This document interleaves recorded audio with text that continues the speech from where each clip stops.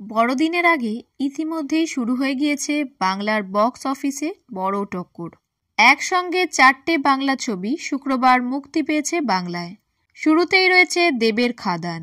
6 থেকে 7 কোটির বাজেটে তৈরি এই ছবি ঘিরে শুরু থেকেই চর্চা। রাজ্য জুড়ে পুরোদমে ছবির প্রচারও সেরেছেন দেব। 20,000-এরও বেশি টিকিট বিক্রি হয়েছে দুদিনে। প্রতিটি হলের সামনে দেব ভক্তদের উন্মাদনা তুঙ্গে। তারপরেই রয়েছে সন্তান।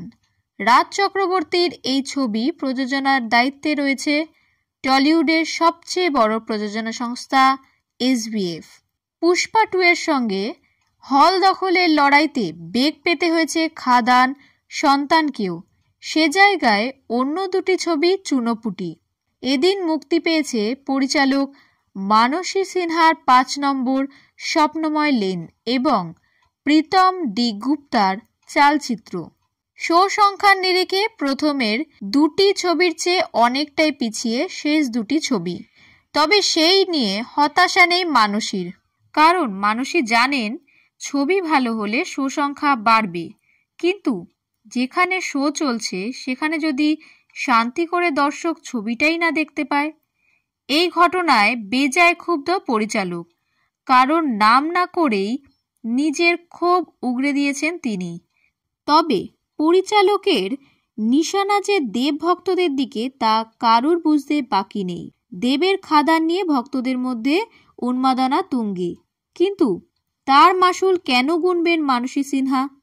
সমাজ মাধ্যমে বিস্ফোরক পোস্টে তিনি লেখেন, না হয় আমাদের ছবির বেশি প্রেক্ষাগৃহ পাওয়ার যোগ্যতা নেই, না হয় আমাদের ফ্যান ক্লাব নেই, না হয় আমাদের বাজনা বাজানোর মতো টাকা নেই, তাই বলে একটা মাত্র শো দর্শকদের ভালো করে দেখবার অধিকারও নেই।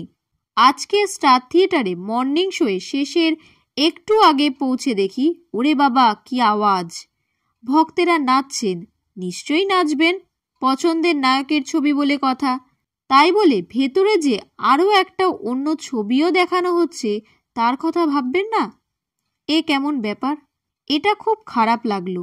হল কর্তৃপক্ষ কি করতে পারেন যদি আমরাই পরস্পরের কথা না ভাবি? স্টার থিয়েটারে এদিন দর্শকদের প্রতিক্রিয়া জানতে সরাসরি পৌঁছেছিলেন মানসী। ওদিকে সেই শোয়ের পরই খাদানের শো। আগে থেকেই জমায়েত দেব ভক্তদের। চলল দেদার নাচাগানা, হুল্লোড়। সেই সব দেখে শুনে হতবম্ব পরিচালক। তবে খাদান উৎসব কিন্তু জোরালো, তা বলছে ছবির টিকিট বিক্রির হার। কিন্তু মানসীর সমস্যাও একদম ফেলে দেওয়ার মতো নয়। পরিচালক অভিনেত্রীর প্রতি সহমর্মিতা জানিয়েছেন তার ফলোয়ার্সরা।